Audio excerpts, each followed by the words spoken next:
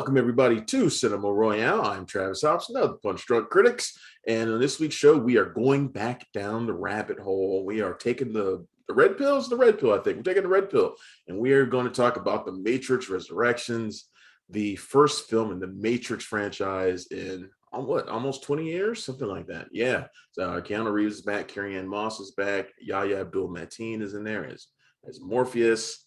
My girl Jessica Henwick, who you know I love from Iron Fist, she's in this too. A lot of people in this. We're going to talk about that, and we're also going to talk about the film Licorice Pizza from my favorite director, the director whose name inspired our website, Punch Drunk Critics. That is Paul Thomas Anderson. We're going to talk about that as well. And as you can see, holding right here is my buddy Tim Gordon.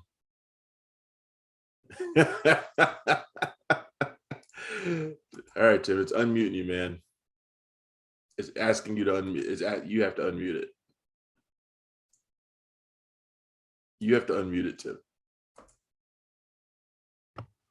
You got a lot of technical requirements, man, on this show, man. I just normally show up on the set. I got to do my own sound. Like, what's up? It's crazy. I know, it's insane. How you doing, man?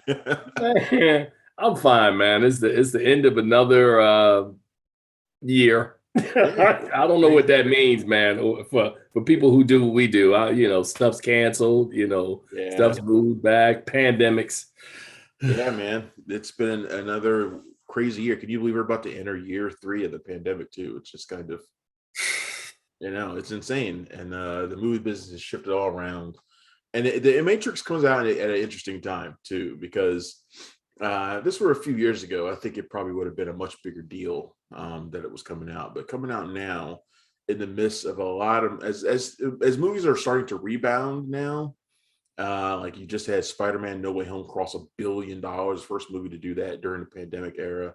And well, trust me, it'll be the last, Travis. That is not going to be duplicated by anybody else anytime soon. Yeah, I mean, then again, I don't know what Doctor Strange is going to do in a few months, so we'll see. But MCU films, yes, right, MCU films, yeah, for sure. But yeah, so Matrix comes out now. Resurrections, directed by Lana Wachowski. Lily Wachowski is not on board for this one. Keanu Reeves, Carrie-Anne Moss is back, like I was saying, and this story, I'm not going to spoil anything, but essentially you have Neo being brought back into the Matrix, except he does not seem to remember much about his past, everything that was going on, but he does have a connection to Trinity, who is also not remembering everything about her past as well. And we're not going to go into all the details about why that is, because I want to get Tim's opinion about the Matrix Resurrections and what he thought of it as a whole. What were your thoughts, man? It's been, like you said, 20 years, man, since we kind of went down this trilogy. And I don't think I would be speaking out of turn that most people really liked the first one, and their interest kind of waned on 2 and 3. So there was a lot of excitement that they were bringing it back. And, we got casting news with the months leading up to it that they were filming, that Keanu's back, Carrie Moss is back, Jada Pinkett Smith is back. Of course, we have some new players in the universe. As it relates to this latest film, I remember sitting there at the screening, and there's a lot of buzz in the theater. Everybody's excited. Yeah. And the first 20 minutes, man, you're kind of watching it, and you're like, And as the movie progresses and it kind of lays out its plot, I felt the way a lot of people mixed on this movie, Travis. You have some people, man, who really kind of like the return and the nostalgia and seeing, a lot of the principal characters that they knew. I think for me personally, I think part of what my disconnect is that, The Matrix, when it initially dropped, was this really groundbreaking film, man. It introduced us to bullet time and introduced us to a whole lot of elements that we had not seen on film. And over the course of the last 2 decades, man, the technology is somewhat caught up. Okay. And I was waiting to see what this film could introduce again to kind of like push movie making forward. Yeah. And it ain't a lot there, man. That was my issue. And I think the story is a little confusing as well. And I think that's been another complaint that people have always had about the Matrix, about how you're trying to tell this kind of sci-fi epic tale. And I don't know, man. It was funny. We talked off air about this. This would have been a great one to have talked about on Around Town, because it has, we can't spoil it, so there's enough there that you could just come in, interject your comments, and you make the decision. I'll leave it up to you. But if you asking me, not really. Not really a huge fan of this Matrix film. I think it's better, Travis, than the second and third versions, but it's far below the first version, which I think is still the best. Yeah, Tim's referring to WETA Around Town, which is the show that we do on local channel, channel 26. Yeah, see, I'm a little bit mixed on this too, like a lot of people. Now, see, the thing for me is I was watching, like you used to talk the first 20 minutes. When I was watching it, I was like, they're basically just doing this, the first movie. Like, they're just doing the same things.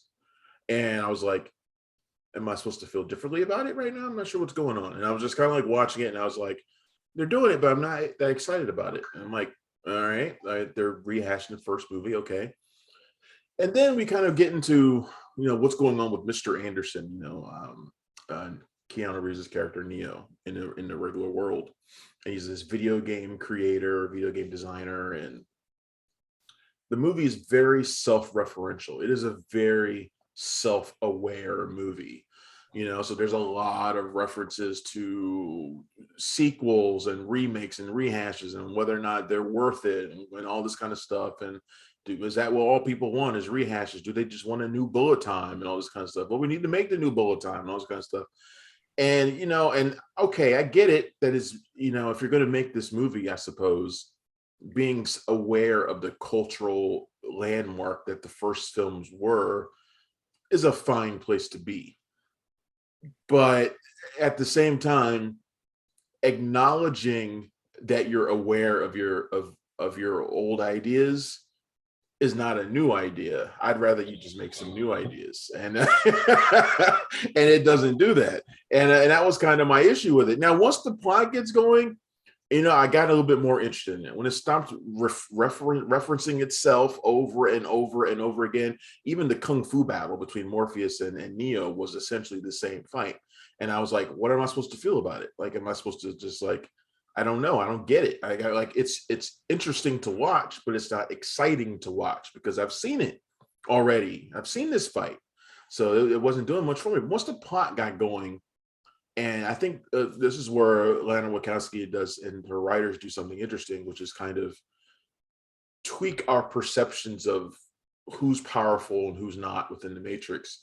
And this becomes a little bit more of a Trinity story and about her power and relative to Neo, because we always think of Neo and her as the sidekick, but we don't think about what strengths she has. And I think that was a really cool idea to bring, especially if you're going to have a female director behind it. I think this is a very female focused sort of film as well. I think that's a pretty cool idea. If they want to go to take this further, that's a good place to go. I'm not saying the movie's bad. And like I said, I actually was interested in once the plot got going. It's just, it took a long time for it to get there. And like I said, I'd rather see new ideas than acknowledgement of old ideas, which is what it was for a little bit too long. Well, it's funny you would say that, man, because it's almost as if we all, and you said sort of similar, something similar to what I said. We went in there to go trying to figure out, like, what are you going to do new?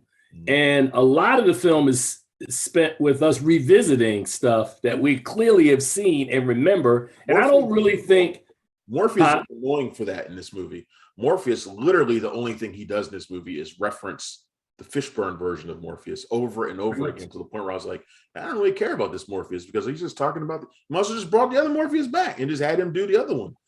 And just do the but I was going to say though, Travis, from the technology, like, did you feel, was there anything in here that you saw was like, oh man, that was cool? We hadn't seen that before. I'm talking about from a visual standpoint of like any fights, any sci-fi action movie. Was there anything in there you saw that was new? No, there wasn't. And I think that's on us, that we think that it's supposed to. Mm.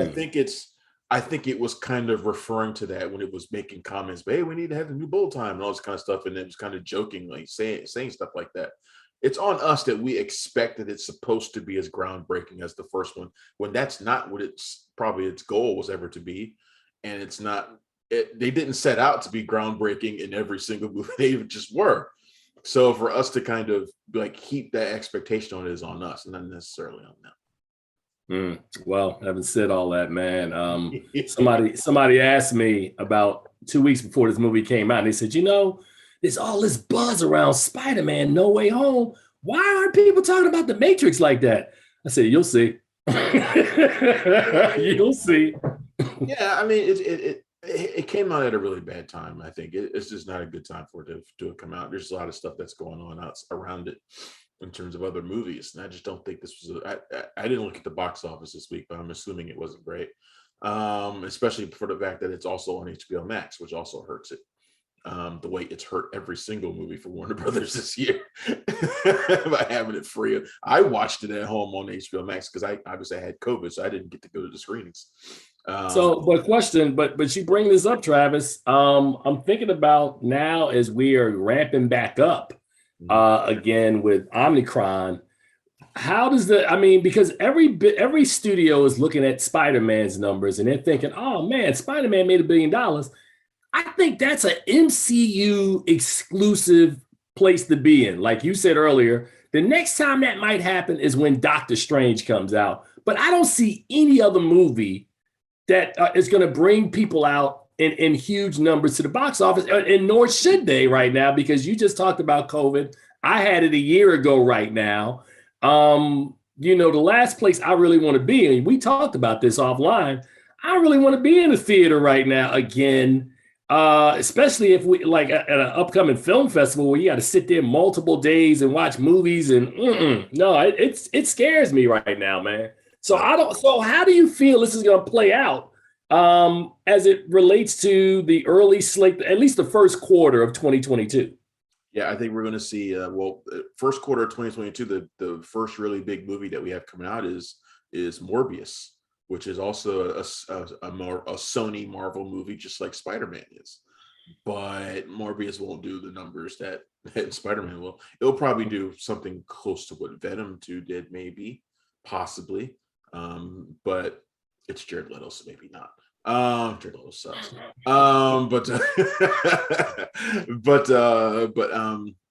Yeah, I think we're going to see a big slump return after a while here, but I think you're right that this is a Marvel exclusive thing where you're going to see people who will risk everything to see a Marvel movie as long as it's a theatrical exclusive. If it's like Black Widow, which you can see on Disney Plus, that a lot of people are going to stay home. But when you make these, people love Marvel, man. The thing they'll risk their lives for is to see a Marvel movie in theaters. And I can't fault them because I would do it too. And I did do it. I saw it in the theater and I intend to go back and see it again in the theater. So, I mean, I'm doing it too. So, I mean, what am I supposed to say? Sorry, I'm distracted by my cat in the background, my new cat. Those who watched the show last week knew that I was a day away from getting my new cat. And now my cat, Nick Furry, is back there in the background on my bed, being cute. All right, there we go. Anyway. I imagine he's going to be a lot in the future. So here's my question to you about when it comes to the Matrix. Do you think they should continue on with this now? See, considering how the movie ended, which I think is fairly open-ended, do you think they should continue on and do another one? Interested in it. Well, I think not. I think it was wonderful for us to revisit, but if we're going to begin another series of the films in quality going down story-wise, we've already been there. Like we talked earlier about, we've already seen this film before and it didn't really break any new ground. Yeah, you can let this story go, man. I mean, but here's the question, Travis. If it makes enough money, they will not. And that is the issue. Right. Yeah. Yes. I'm like, I personally, I don't know where the stories continue to go. Like, to me, it felt like this story, like I said, a big chunk of it was just rehashing the first movie. And once the plot got going, the plot wasn't really about the Matrix. It was about Trinity and Neo. Now, I love the fact that it focused on their love story and how it's bigger than, bigger than reality even. I thought that was a great angle for the movie to take, and an interesting one that I was into. But now we've had that story, and I don't know what the next story for the Matrix could be that's compelling. The reason why those first two sequels didn't work is because they spent a lot of time outside of the Matrix. And outside of the Matrix, not that cool. And in fact, it looks dungy and kind of crappy, and it's not slick, and but it was also a necessary story component. You couldn't spend the entire movie within the Matrix. There was a lot of that in this movie too for me. And I was like, all right, well, yeah, they're outside the Matrix. This isn't that great looking. I don't know what's next for these movies. I kind of want this to be the end, but at the same time, it's a popular franchise, so I know it won't be. Warner Brothers has a lot of money, and they'll just keep waving it at you when they think that you can create something that'll continue to bring people back to the box office. So it's going to be interesting. I'm with you. I don't really think that there's too many more stories that they can tell. I thought, to your point, I thought that once it got going and how they kind of given us the new plot, that was kind of interesting. And it was also interesting how they kind of tied certain elements in that we were familiar with, but presented them to us in a different way. But yeah, man, you need to let the Matrix go, man, and put your money and energies into something new.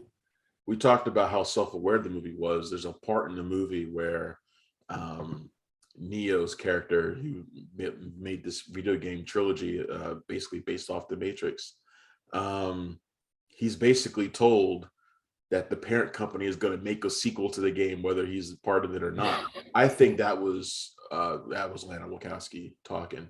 I believe that's what Warner Brothers was probably going to do. I believe they're probably going to continue the Ford franchise with or without the Wachowskis' involvement. And I think even if the Wachowskis aren't involved in this next one, there will be more Matrix. You can tell other stories within the Matrix. Like, I remember the Animatrix spin-off, the animated movies that shorts that they did years ago, which were really good. You can tell other stories within the Matrix. I just don't know if you need to keep telling the Neo Trinity story. I think you need to do something new with a whole batch of different characters who maybe aren't fighting the Matrix. Maybe they're doing something else, existing within or something. But you need to find a different angle. I was going to ask you, and it's not as if you're in the room when they're writing the screenplay, but is there something from any of these other three films that you think jumps out as a place that they could start and go, let's take Neo and Trinity out and then focus it on this person or this who? Yeah.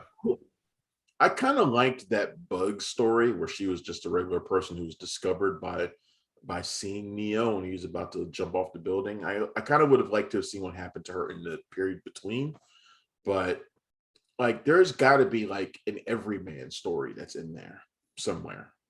There's got to be something. A story of someone else who got pulled from our reality into the Matrix, who took the red pill. Because there's dozens of people in this little rebellion, so there must be a million different stories they could tell.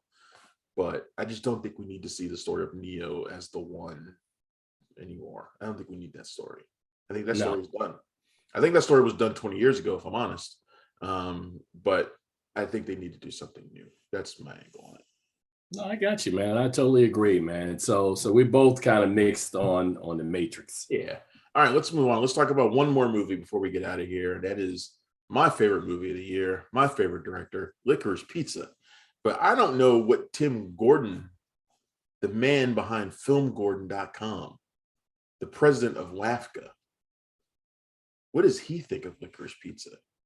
Starring Cooper Hoffman, the son of Philip Seymour Hoffman, Alana Haim, Bradley Cooper. What do you think of Licorice Pizza, Tim? I was just listening to your intro. That was good. Licorice Pizza is interesting, man. And I think, and when I say this, you along with anybody who does this job, will really understand this. Mhm. When you get to the end of the year, and we are literally getting slammed with one story after the next. And it's not as if we've seen Licorice Pizza like last week. You and I have seen Licorice Pizza like weeks ago, right? Yep. So I hate to use this phrase, but it's true. These movies all start to meld together to me, man. So it's funny when you said, let's talk about Licorice Pizza. I'm like, you realize, Travis, I haven't seen Licorice Pizza again since I saw it like a month and some change ago. But what I remember about the film is it had a certain kind of energy. And I always talk about film being a director's medium, right? And I happen to like Paul Thomas Anderson, right? I mean, I like the films that he's made. And I like his sensibility, the way he tells stories. And in this one, which really threw me off, is that smartly he cast a couple of people who people aren't familiar with. I would say 9 out of 10 people aren't familiar with either of these, the leads of Licorice Pizza, right? Yep. And you root the story in the 1970s, and you kind of tell this story that's fictional, that has a couple of people who are real people, kind of, and maybe several people who are really real people who are interspersed into this story. And it's just a warm sort of coming of age, feel good story about this kid who's trying to woo this woman. I remember calling Travis up after I saw it. I was like, how old was this woman supposed to be? Because that would be the one area, even though people are lavishing praise on this movie, that I would have pronounced it a little more, right? Right. The fact that you cast this actress, I think her name is Elena Heim. Elena Haim, yeah. Okay, you cast her, and she's wonderful, and she's got this Streisand-esque sort of quality. But I really, and I still to this day, Travis, don't get that there's a 10-year difference between the two of them. 2 or 3, perhaps. But I think if you would have cast a different actress, maybe you take away from some of the charm of the movie if it was an actress we knew. But you could have cast another actress in that vein who's unknown, where it's a little more pronounced in order to really kind of sell the story. And that, if I have one thing that I didn't like about the film, it would be that distinction. But everything else I thought really, really, really worked well. All the storytelling, their interaction, some of these wild, wacky scenarios that the film presents. I liked everything about Licorice Pizza. Now, you like it because I know, Punch Drunk Love and Punch Drunk Critics, that's your guy. This is not my Christopher Nolan moment. I like Paul Thomas, but I just like him. Travis loves Paul Thomas Anderson. But at the same time, as I made clear in my review and in my other discussions about Licorice Pizza, Paul Thomas Anderson hasn't made a movie that I've loved in a very long time. I've not, ever since, I would say, like, I like There Will Be Blood, but in subsequent viewings, I don't like it as much. I haven't liked a lot since then. Like, I didn't like Inherent Vice at all. Phantom Thread was fine the first time. It's kind of forgettable to me now. He hasn't done much for me. This movie, Licorice Pizza, feels like a return to the Paul Thomas Anderson that I like. It's the kind of shaggy San Bernardino 1970s thing. My favorite movie of all time is Boogie Nights, the same time period. My other favorite movies from him, Magnolia, stuff like that. So I Punch Drunk Love, of course, which I love. But when he gets this time period, this era, this space, this is what he knows, and this is what he's really great at. And what I kind of like about Licorice Pizza is that it feels a little bit all over the place, like a lot of his movies do. They feel like they're almost like hangout movies, which are one of my favorite kinds of movies, where you just kind of feel like you're hanging out with a bunch of characters and they're doing stuff and you're just kind of tagging along. That's what this movie feels like. You got this lead character played by Cooper Hoffman, who, to me, has a lot of the mannerisms of his father. And I don't know if he knows it or not, but he does. And that to me was interesting to watch. But he's kind of like this, if he wanted to grow up to be a 2-bit hustler, he could. I mean, the guy is like one of those guys he's always selling something. He's not selling a thing, he's selling himself. The first thing we see is the first moment we see him, he's trying to sell himself to Alana, and that's how he spends the entire movie, basically trying to sell himself to her. But we talk about the age difference, and this is the conversation I have with a lot of people about that age difference, because it's about 10 years. They're not that different, like in terms of maturity. And the movie itself, I had to explain this to a friend who was wondering if she should go see it. It's not a sexual movie. Like, it's not a movie in which these two people are like having sex and sleeping around, and they're just always kind of will they or won't they sort of thing going on. That's not really happening. Like, we know he thinks she's attractive, and we know that throughout the entire movie, but he doesn't sit around pining for her. He goes and he does his thing, lives his life. He has a couple other girlfriends. He starts businesses, which she kind of gravitates to because, one, she's got nothing going on in her life, but two, she just likes this kid. She likes being around him. They are friends through 99% of this movie. And then there's like 1% where the thing that you think is going to happen finally does happen. And by that point, I think they've kind of earned it. So it doesn't really bother me that much. I never thought about the age gap until it's actually referenced in the movie itself, like one time. So it didn't bother me all that much.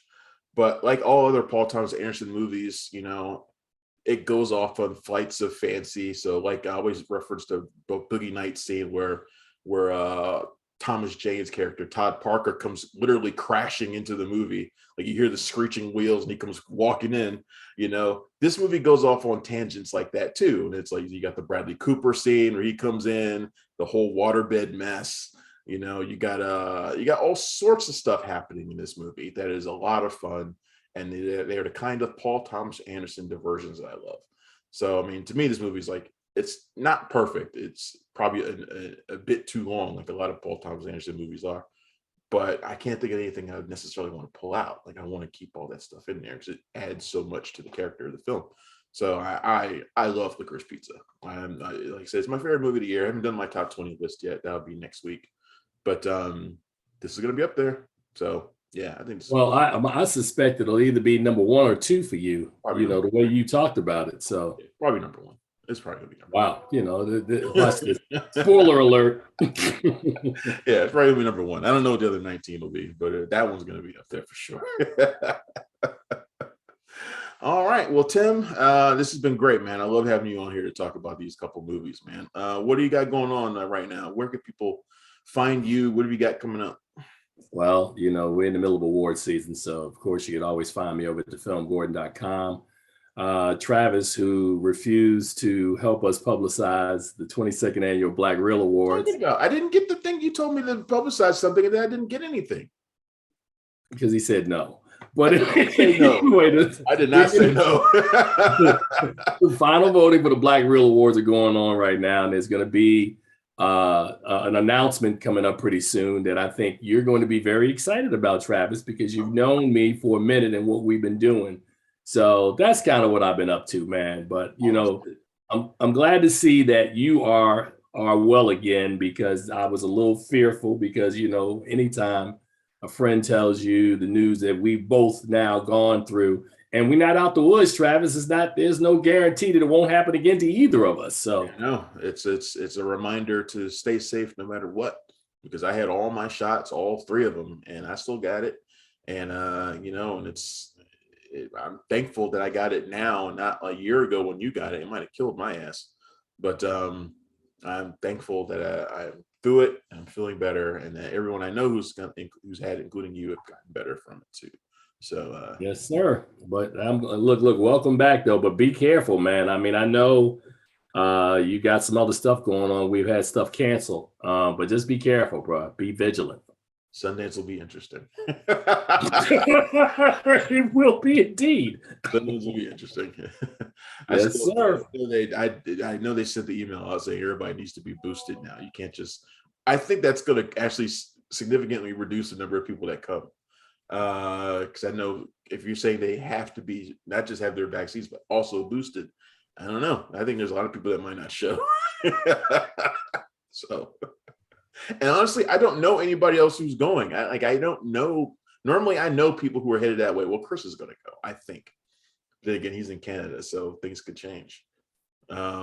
Hey man, like I said, man, I think this situation is fluid, Travis, and I think Sundance, along with a lot of organizations, have been caught off guard, man, because we thought we were past this for the better part, and then we had this huge kind of burst. Now it's definitely gonna be interesting, man. I definitely, I think about you and I worry about you because I know you just have this kind of devil may care. I'm doing it anyway. I'm like, all right, Travis. Let me know how it works out, man. Okay, but that's not true though. I don't have a devil may care attitude about it. It's just, I mean, I've been safe for the last year and a half, 2 years of this, and I'm still keeping myself safe. But at the same time, I have a job to do, and I have a thing to do, and I'm going to do it, and I'm going to do it in the safest way I possibly can, and I'm going to do it. So I'm going to go, and I'm going to be safe, and I expect that everybody else who go there will be safe too. If they have regulations for that, then I'm gonna assume that people stick to it. That's my hope. So we'll see. All right, man. You see me look. All right, so thanks again, Tim Gordon of thefilmgordon.com. I'm sure look out for that Black Reel Awards announcement. I'm actually curious now to see what this thing is going to be. So I'm glad that's an effect. They call that an effective teaser. Yeah, it's a teaser. But it actually is going to be huge news. So I mean, I'm not just saying that just to mess with you. I mean, if you really want to know, we can talk afterwards. But yeah, and that'll be when you also announce that Journal for Jordan won Best Picture, right? I still haven't seen that movie, man. Have you seen it yet? Haven't you seen a Journal for Jordan? I mean, it's out. No, I mean they had a screening, but I was like, I'm not going to the theater to watch that movie. I mean, if it doesn't have Spider-Man in it, I'm not going to that. I'm not going to a theater to see a movie. You went to a screening and saw that? I haven't been to a screening in almost a month. Yeah, they tried that strategy that you just discussed. Like, we only go in theater only. Yeah, okay. Nobody's seen Journal for Jordan, man. I've seen a Journal for Jordan. I got a link to it, but oh no, I didn't get a link. So okay, yeah, I mean, I've seen it. I didn't review it though. Like Cortland reviewed it for us. I didn't. Was it good? It's say no more, man. Mediocre. It's not Denzel's best. Then again, I don't think Denzel's a great filmmaker. If I'm honest. He's okay. He's all right, but he's not a great filmmaker. I'd rather see him in front of the camera, honestly. So, anyway. Oh, and it's funny. We don't have time to talk about it now, but I definitely will call you because all of a sudden Denzel Washington is getting a lot of love in the actor race for a film that I thought or a performance that nobody was talking about. And I said this would be so Oscar that they would give Denzel Washington an Oscar this year for a film when there are other people who I think are, I'm not going to say better, but who have showier, more high profile performances. And all of a sudden, here comes Denzel Washington again. He's just like, you can't kill him. I will say this. Denzel Washington is the best thing about the Tragedy of Macbeth. I think that movie's, look, everybody knows me and Shakespeare, I don't really care. But if there's one thing that's awesome about the Tragedy of Macbeth, it's Denzel. Like, he's great in that movie. If he were to win, I would not complain. But at the same time, yeah, I agree. Like, if you really need to give it to a Black person, give it to Will Smith for King Richard, please. I mean, there's something like if you have to give it to a Black person, give it to him. But it's funny. Will Smith, his whole entire career, the reason he doesn't have an Oscar is he gave a great performance in Ali. Denzel was in Training Day. Years later, he does The Pursuit of Happiness. He's up again, and Forrest Whitaker takes him out. The third time, concussion. Was that 10 years, The Last King of Scotland? Yeah. Damn. And then he's up again in concussion, and suddenly Denzel Washington had Flight that year. So I just don't know. Will Smith always simply runs into the hot guy, and the hot guy normally is Denzel Washington. But this year, I thought when you saw King Richard, I was like, you know what? I think Denzel might go down this year. But the folks like Denzel Washington. Denzel Washington, what is he, a 6-time nominee, 7-time nominee. Oh, yeah, something. It's funny. Yeah, man. I was just thinking about Will Smith the other day. I was doing one of my videos for Joe Blow, and I was writing it for House Party. And I was reminded of the fact that Will Smith and Jazzy Jeff were the original two people who were supposed to star in that. Like they were the movie was written for them. Wow. And I remember, and I had to be reminded of it. And I was like, when I was researching it, and I was like, I forgot that New Line tried to strong arm them into starring in it because they got sued over Nightmare on My Street, because they used so much Freddy Krueger in that movie when they weren't supposed to. So they got sued by New Line. Mm-hmm. So New Line was like, you can either pay or star in this movie. And ultimately, Reggie Hudlin was like, let's not do that. Let's get Kid and Play and not force these people to be in this movie. But I was just thinking about that. I was like, Will Smith, I forgot Will Smith was almost in House Party. God, that would have been a different movie. Well, you talk about Will Smith almost being in the house party. You talked about Matrix dance battle. If you had had Will Smith and Jazzy Jeff, you wouldn't have had that awesome dance battle. It would have been different. Well, I think what we know, it's funny now because I got Will's autobiography for Christmas, and I've started reading it. And his backstory as a storyteller, Will Smith is fascinating to me. He really is. And you think about when you watch The Matrix now, that movie, I don't even think it would have been as groundbreaking or popular if you'd have put Will Smith in the Keanu Reeves character. I just don't even see that movie working because Will has too much charisma to play a character like that. I just don't, because we always see Will Smith no matter what he does. Right. So I think House Party is a very different movie with Will Smith and Jazzy Jeff. I think The Matrix would be a very different movie with Will Smith. And God only knows, are there any other movies that Will passed on? Oh, Django Unchained. How do you think Will Smith plays as Jamie Foxx, that main character in that film? I actually think that would have been interesting if he had done that role. I remember reporting on that all them years ago that he was the one that they were pursuing, but he ultimately didn't want to do it because it was too violent, and that really wasn't his type of. That's not his slot. Like doing that kind of movie is not the Will Smith slot, right? So he turned it down. But that would have been interesting to see. It might have added a whole new dynamic to the film actually to have somebody like him play that kind of character. I actually would have liked to have seen that. Jamie Foxx was really good at it. Ask me how many times I've watched Django Unchained though, like not that often. But I would be interested. I would have really been interested to see Will Smith do that. Wow. Yeah. Well, it's one of those great mysteries, the great unknown, man, of where you hear these people who attach to projects and go, man, that would have been nice had we. Now maybe not.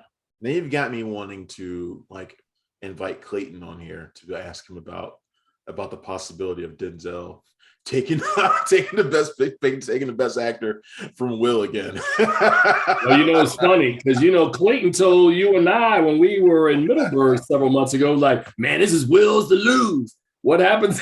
What happened to that?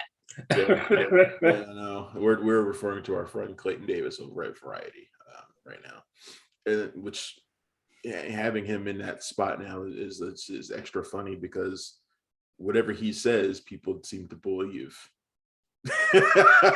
Wow. No, that's not an insult. I mean, but it's just true. Like his position is such that when he says something is a contender, it's immediately a contender, whether it was before or not. And that's such as the power of being the awards editor at Variety.com. but here's my question for you, Travis. A lot of our colleagues, you talk about Clayton Davis, Wilson Morales, Sean Edwards, folks like that. I don't know who that second person was you named, but go ahead. Okay, well, whatever, man. A lot of those guys saw the Tragedy of Macbeth early, like when it was at the New York Film Fest when it premiered. Yep. And I remembered everybody to a man was like, Denzel's okay. Nobody thought that Denzel Washington literally had a shot this year in the Best Actress race. And suddenly now I look up and he is surging toward the lead. And I went, what changed between October and December? Like more guild members saw it and decided that they really liked Denzel. I'm very curious and would love to explore this more because this to me would be the story of the season. Because normally when Denzel Washington really has a strong performance, people triumph it, they herald it very early, they talk about it for months. You know, like when a couple of years ago when he was up for Fences, everybody was like, "Hey man, it's Denzel Washington." But this year he did something that is very uncharacteristically Denzel Washington. He hasn't been out there on the road campaigning. He did his performance. And then, you know, the buzz sort of built without him. And if he can surge to not, because I assume he's going to get a nomination for best actor for this. So but if he really surges and wins this year, I'd be like, wow. You'd have to explain that to me, because as a guy on the inside, I'm trying to understand, where's all of this buzz? Where's it emanating from? It takes just a few people to say that you were great. That's really all it takes. It takes a few. Wow. It takes a few, and it drives the momentum, man. That's the way it goes.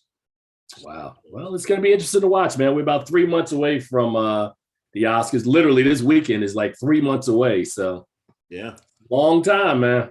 Assuming it doesn't get postponed or anything either, but who knows? The Oscars are like Travis Hobson, man. The show must go on. We will have the Oscars, whether we do it like they did it last year. They'll go back to Union Station, man, and have a small room and do it again. But they got to do something depending on how it fleshes out. Yeah, I like that little room they had before. Anyway, all right, we were going to be out of here like 10 minutes ago, and then we started talking about Denzel Washington's Oscar chances. So let's go ahead and get out of here. Thank you, Tim Gordon, thefilmgordon.com. Go and check it out.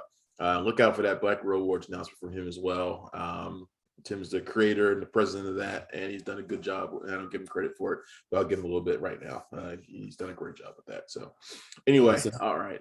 Thanks, everybody, for tuning in to Cinema Royale. I'm Travis Hobson. You can check me every day at punchdrunkcritics.com. You can find me on Twitter at punchycritic, and you can find Punch Drunk Critics there at PDC Movies. Thank you very much. I will see you next week. Bye. Take care. Thanks for checking out the show. If you like what we're laying down, please subscribe to our channel and click the bell to receive notifications for all of our latest stuff.